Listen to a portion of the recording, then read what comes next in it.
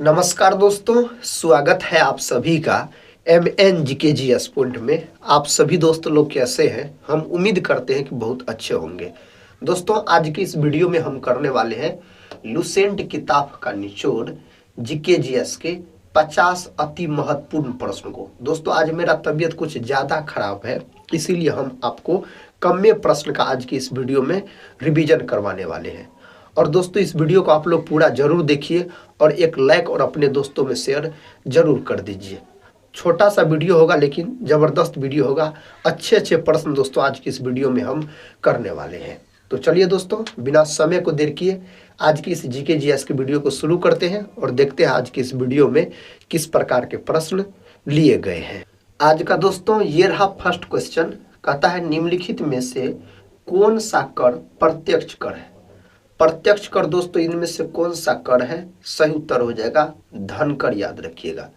जैसे दोस्तों आपसे अप्रत्यक्ष कर का उदाहरण पूछा जाए तो आप GST याद रखिएगा। बहुत बार यह एग्जाम में पूछा गया है। GST क्या है? तो यह एक प्रकार का अप्रत्यक्ष कर है। GST सबसे पहले लागू हुआ था 1954 में, फ्रांस में बोल सकते हैं। अपना भारत GST अपनाया था 2017 में। 1 जुलाई के दिन GST दिवस मनाया जाता है। अपना भारत में प्रथम राज्य कौन है GST अपनाने वाला?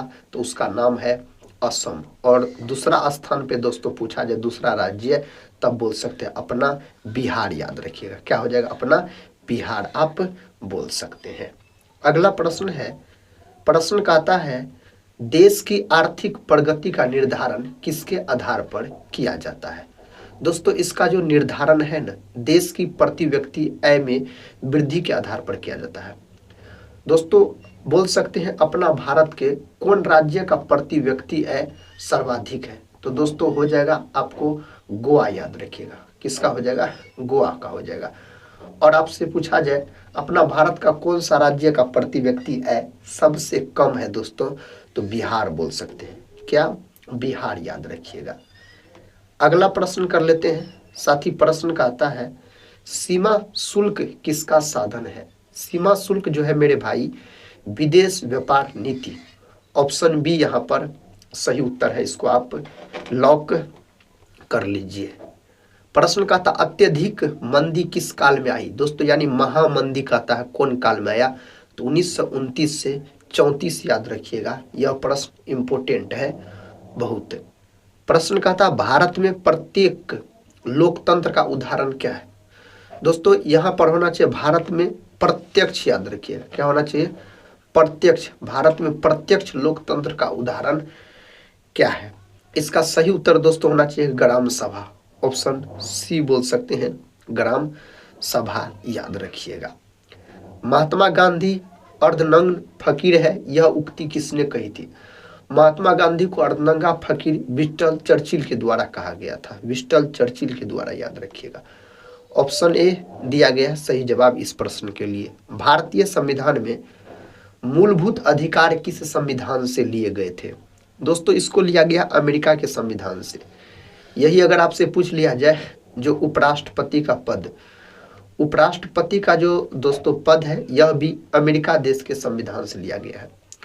अगर दोस्तों आपसे मौलिक अधिकार पूछ लिया जाए, मौलिक अधिकार यह भी लिया गया है अमेरिका देश के संविधान से। याद रखिएगा। प्रस्तावना पूछा जाए अमेरिका देश के संविधान से। प्रस्तावना की भाषा ऑस्ट्रेलिया देश के संविधान से लिया गया है।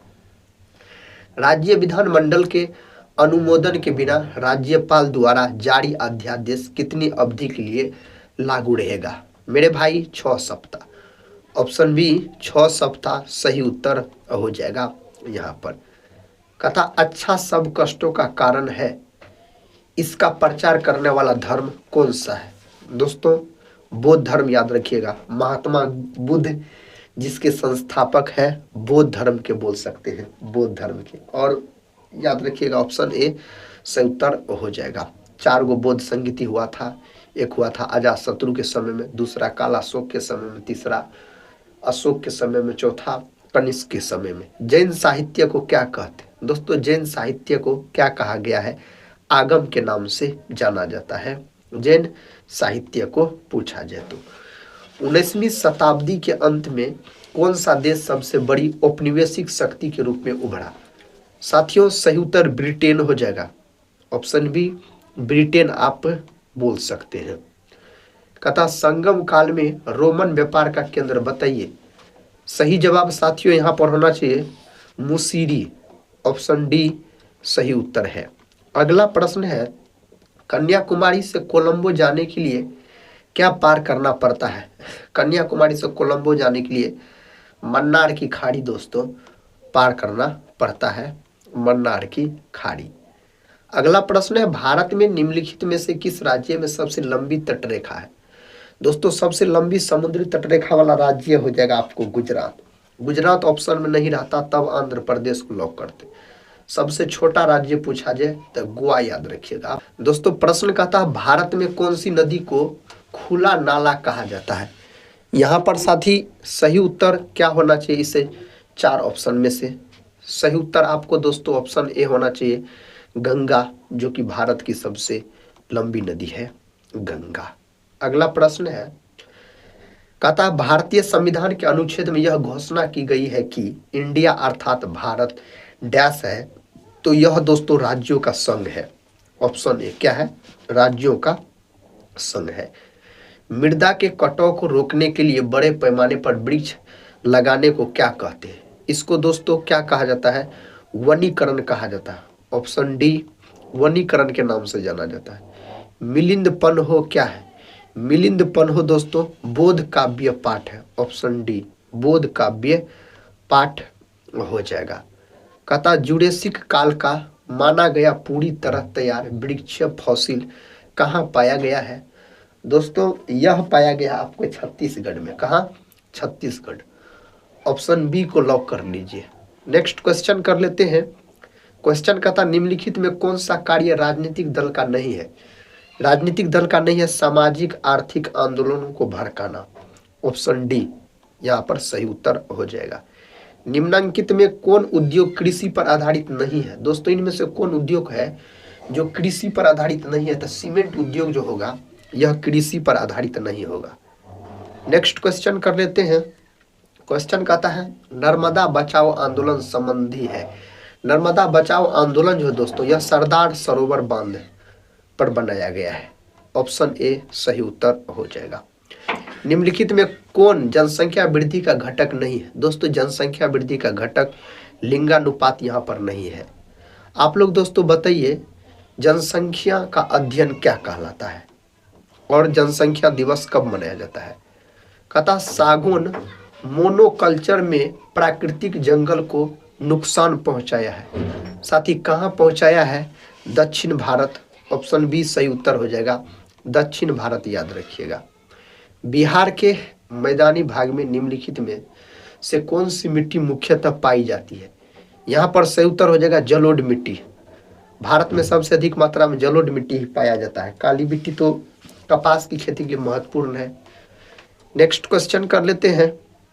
क्वेश्चन कहता बालाघाट खानों में निम्नलिखित में से किस खनिज का खनन किया जाता है? दोस्तों सही उत्तर हो जाएगा कॉपर। ऑप्शन सी कॉपर को आप लॉक कर लीजिए। मेगास्थनीज ने पाटलिपुत्र की यात्रा किसके शासनकाल में की थी? दोस्तों किसके शासनकाल में? चंद्रगुप्त मौर्य के शासनकाल में। मेगास्थनीज जो है इन्होंने इंडिका नामक पुस्तक लिखा है, याद रखिएगा। यूनानी राजदूत थे, इंडिका नामक पुस्तक लिखा गया है। कम्युनिस्ट शासन व्यवस्था किस देश में है? दोस्तों यह चाइना में बोल सकते हैं यह शासन व्यवस्था है। भारत में आपातकाल सर्वप्रथम लागू हुआ 1962 में लागू हुआ था। कब? 1962 में। भारत छोड़ो आंदोलन के प्रस्तावक कौन थे? सही उत्तर जवाहरलाल नेहरू। संकलनकर्ता दोस्तों सरदार वल्लभ भाई पटेल। नेतृत्वकर्ता कौन थे? महात्मा गांधी। 8 अगस्त 1942 को यह आंदोलन मुंबई के ग्वालियर ट्रंक मैदान से शुरू हुआ था। भारत छोड़ो आंदोलन। व्यक्ति जो देश बंधु के नाम से भी जाना जाता है वह है दोस्तों देश बंधु के नाम से चित्तरंजन दास को जाना जाता है, यानी CR दास को बोल सकते हैं आप। कहता अखिल भारतीय दलित वर्ग संघ की स्थापना किसने की थी? इसका स्थापना B.R. अम्बेडकर के द्वारा किया गया, बाबा साहेब भीमराव अम्बेडकर के द्वारा। निम्नलिखित में कौन सा नारा सुभाष चंद्र बोस द्वारा दिया गया? इन 4 ऑप्शन में से जय हिंद का नारा जो है यह दिया गया सुभाष चंद्र बोस के द्वारा। इनकलाब जिंदाबाद, भगत सिंह, वंदे मातरम, बंकिम चंद्र चटर्जी, जय जवान जय किसान, लाल बहादुर शास्त्री, याद रखिएगा। अंगोला की राजधानी, दोस्तों सही उत्तर यहाँ पर होना चाहिए लुआंडा। ऑप्शन ए को लॉक कर दीजिए, लुआंडा सही उत्तर हो जाएगा। निम्नलिखित क्रांतिकारियों में से कौन जिन्हें भारत की ब्रिटिश सरकार द्वारा लाहौर षड्यंत्र मामले में गिरफ्तार किया गया था, जेल में 63 दिनों की भूख हड़ताल में शहीद हो गए थे? यहाँ पर दोस्तों जतीन्द्र नाथ दास हो जाएगा। ऑप्शन डी जतीन्द्र नाथ दास सही उत्तर हो जाएगा। कहता है बथुकम्मा त्योहार किस राज्य से संबंधित है? यह त्योहार साथियों तेलंगाना से संबंधित है।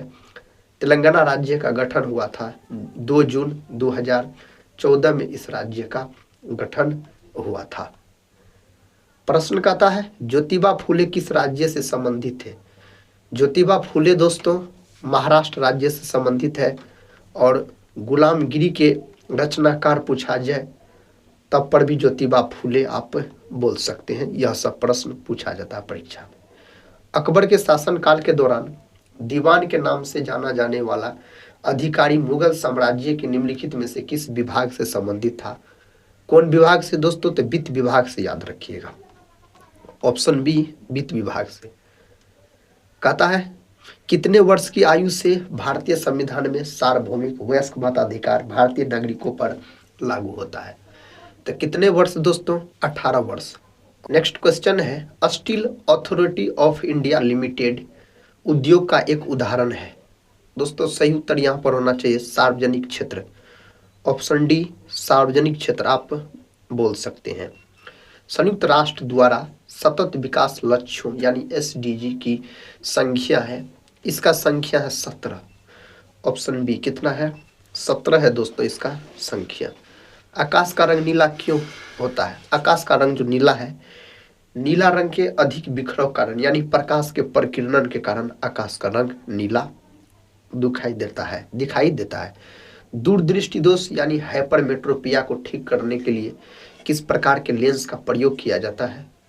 तो दोस्तों उत्तल लेंस का प्रयोग किया जाता है, बोल सकते हैं। और निकट दृष्टि दोष यानी दोस्तों पूछा जाए आपसे जो मायोपिया, उसको दूर करने के लिए अवतल लेंस से बने चश्मे का प्रयोग किया जाता है निकट दृष्टि दोष को दूर करने के लिए। नेक्स्ट क्वेश्चन कहता है चालकता का ऐसा ही मात्रक क्या है? दोस्तों चालकता का ऐसा मात्रक ओम मीटर कहिए या ओम मीटर इनवर्स कहिए। वोल्ट जो है विभव या विभवांतर का, एम्पियर विद्युत धारा का, वाट शक्ति का मात्रक होता है, वाट बोल सकते हैं। शुद्ध जल का पीएच मान कितना होता है? दोस्तों शुद्ध जल का पीएच मान पूछा जाए ना 7 होता है, याद रखिएगा। सूत्र H2 होता है जल का। प्रश्न कहता है निम्नलिखित में से कौन सी धातु हथेली पर रखने पर पिघल जाती है? इनमें से उस धातु का नाम दोस्तों गैलियम है, याद रखिएगा। सोडियम धातु जो है इसको किरोसिन तेल में डुबाकर रखा जाता है और सोडियम जो है इसको चाकू से भी काटा जा सकता है। अगला प्रश्न है मानव शरीर में जल का अवशोषण कहाँ होता है? दोस्तों मानव शरीर में पूर्ण रूप से जो जल का अवशोषण होता है ना, बड़ी आंत में होता है। कहाँ होता है? बड़ी आंत में। Option B. नेक्स्ट क्वेश्चन है हाइड्रा में प्रजनन की विधि क्या है? हाइड्रा में जो प्रजनन का विधि होता है मुकुलन होता है दोस्तों। कौन होता है? मुकुलन, याद रखिएगा, सही उत्तर हो जाएगा। आनुवांशिकता के नियमों का प्रतिपादन किसने किया था? तो दोस्तों ग्रेगर जॉन मेंडल नामक वैज्ञानिक, और यह वैज्ञानिक अपना प्रयोग किया था मटर के पौधा पर। कौन पौधा पर? तो मटर के पौधा पर आप बोल सकते हैं। आखिरी प्रश्न है कहता है किसी खाद्य श्रृंखला में प्रथम पोषी स्तर पर कौन होते हैं? तो दोस्तों उत्पादक होते हैं। कौन होता है? उत्पादक, याद रखिए। दोस्तों आज की इस वीडियो में हम आपको जीके जीएस के 50 प्रश्न का रिवीजन करवाए बहुत ही कम समय में, क्योंकि दोस्तों आज मेरा तबीयत बहुत खराब है, इसीलिए हम कम में प्रश्न लेके आए थे और कम समय में ही रिवीजन आपको करवा दिए। हम उम्मीद करते हैं आप सभी भाई बहन से आप लोग इस वीडियो को पूरा जरूर देखे होंगे। एक लाइक और अपने दोस्तों में जरूर शेयर कर दीजिएगा। आप कमेंट बॉक्स में अपना स्कोर बताइएगा। हम मिलते हैं नेक्स्ट वाले वीडियो के साथ, तब तक के लिए जय हिंद, जय भारत।